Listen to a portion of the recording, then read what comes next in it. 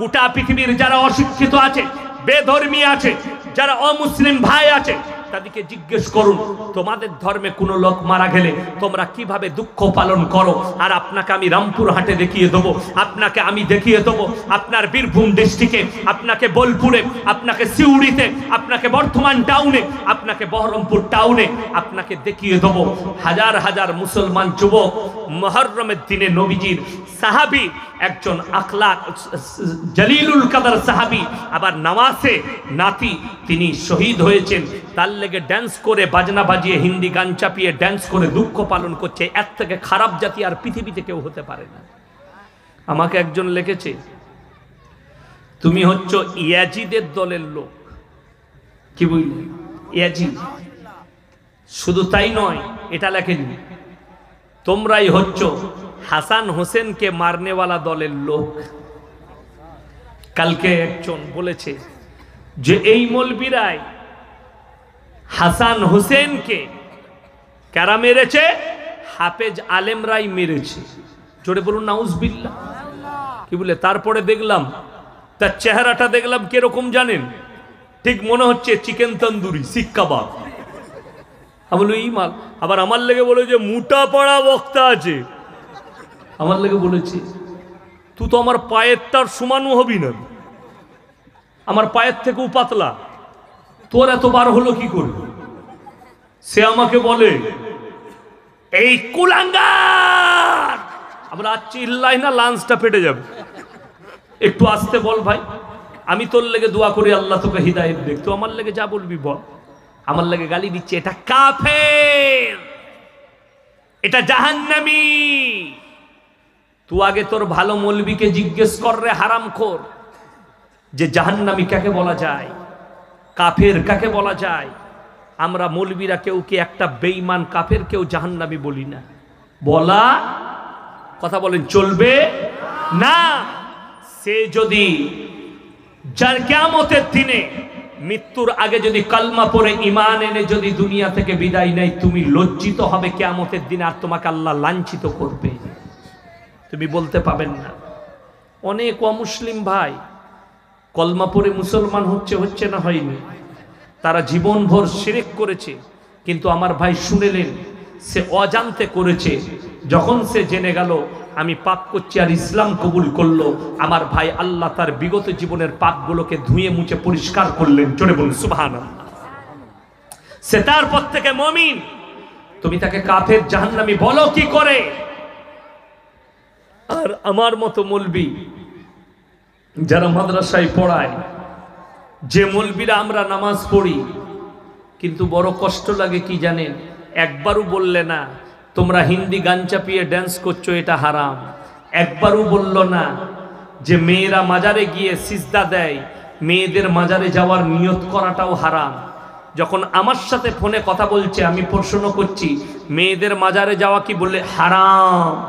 আমরা এটা স্টেজে বলো না, কিংবা মসজিদের মেম্বারে বলো না। কেন?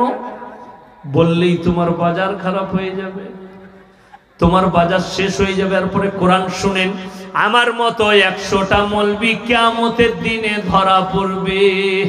ইন্নাল্লাযীনা ইয়াকতুমুনা মা আনজালাল্লাহু মিনাল কিতাব ওয়া ইয়াশতারুনা বিহি সামানান কালীলা উলাইকা মা ইয়াকুলুনা ফি বুতুনিহিম ইল্লান নার ওয়া লা ইউকাল্লিমুহুমুল্লাহু ইয়াওমাল কিয়ামাতি ওয়া লা ইউযাক্কিহিম ওয়া লাহুম আযাবুন আলীম।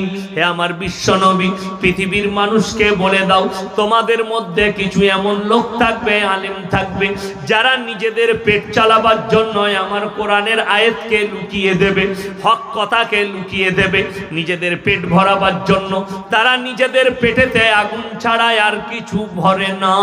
তাদেরকে বলে দাও কিয়ামতের দিনে আমি আল্লাহ তাদেরকে কঠিন আযাবে মুবতালা করব। আমার ভাইয়েরা সম্মান নিয়ত করুন, আজ থেকে আমরা হারাম কাজ, শিরকের কাজ থেকে নিজেদেরকে হেফাজত করব। বলুন ইনশাআল্লাহ। নিজেদেরকে হেফাজত করুন। আল্লাহর কসম, আল্লাহর পাকড়াও কঠিন পাকড়াও হবে। আল্লাহ মানুষকে এত নিয়ামত দিয়েছেন, তারপরেও যদি আল্লাহকে আপনারা চিনতে না পারেন, আজকে সবাই আল্লাহকে চিনবো। জোরে বলুন ইনশাআল্লাহ। আল্লাহকে কোথায় চিনবেন? আল্লাহকে আমি চিনিয়ে দিচ্ছি। ডাবের জলেতে আল্লাহকে চিনতে পারবেন, গোলাপের পাপড়িতে আল্লাহকে চিনতে পারবেন, রজনীগন্ধার সুগন্ধিতে আল্লাহকে চিনতে পারবেন, আখের রসেতে আল্লাহকে চিনতে পারবেন, কমলা লেবুর ভেতরে আল্লাহকে চিনতে পারবেন, ময়ূরের পখমে আল্লাহকে চিনতে পারবেন। একটা ছেলে যদি একটা ময়ূরের ছবি আঁকে, তাকে সমাজের লোক বলে দারুণ শিল্পী, রাষ্ট্রপতি পুরস্কার দেওয়া হয়। ভাই, তোমার ওই আঁকা ছবিতে একটু পানি পড়ে গেলে তোমার কালারটা ডিসকালার মেরে দেবে।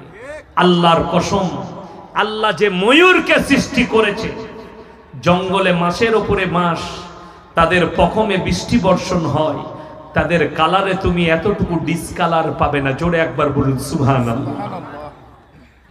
সিজদায় পড়া দরকার। তোমার আঁকা ছবিতে যদি রাষ্ট্রপতি পুরস্কার পাও, যিনি ময়ূরটাকে সৃষ্টি করে কালার দিয়েছেন, তিনি কি পুরস্কারের প্রাপ্য একবার নিজে ভেবে দেখো। সারা জিন্দেগি সিজদায় পড়ে থাকলে আমার আল্লাহর প্রশংসা করে শেষ করতে পারবে না।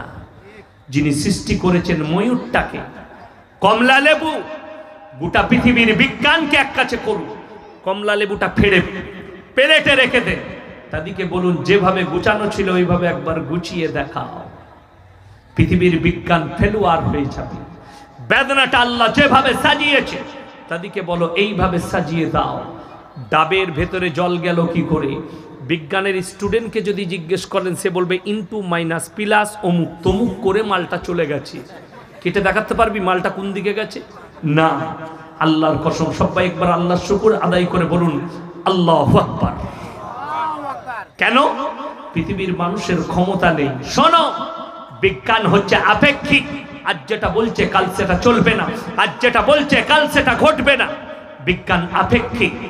এই চৈত্র মাস আসছে সামনে, যেমনি চৈত্র মাস ঢুকবে দেখবেন 10-এর পর থেকে উত্তর পশ্চিম দিক থেকে উড়িষ্যার বর্ডারের ওপর দিয়ে, হাওড়া, হুগলি, মেদিনীপুর, বীরভূম, মুর্শিদাবাদের ওপর দিয়ে 180 কিলোমিটার গতিতে ঝোড়ো হাওয়া বয়ে যাবে, বজ্রসহ বৃষ্টিপাত হতে পারে। দেখা গেল সেদিনে মাল ফাঁকা চলে গেল, কিছুই না।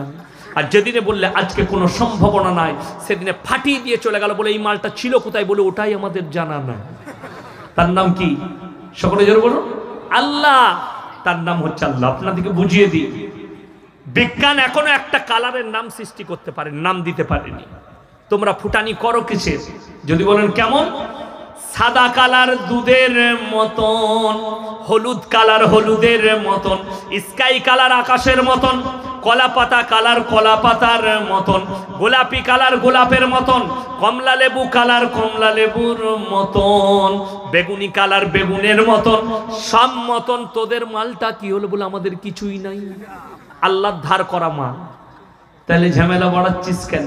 আহা, কোরআনে আমার আল্লাহ চ্যালেঞ্জ করেছেন, হে পৃথিবীর মানুষেরা শুনে নাও, যারা ফুটানি করছো নিজেদের বিবেকের, যারা বলছো আমাদের মতো সায়েন্টিস্ট নাই, বৈজ্ঞানিক নেই, তোমরা দুনিয়ার ভেতরে কি আছে এটা ছাড়া তোমরা আর কিছু বলতে পারবে না। একবার বলে দেখাও, এই পৃথিবীর বাইরে আল্লাহ কি রেখেছেন আমার আল্লাহ ছাড়া কেউ জানে না। জোরে বলুন সুবহানাল্লাহ। সব পেলুয়া।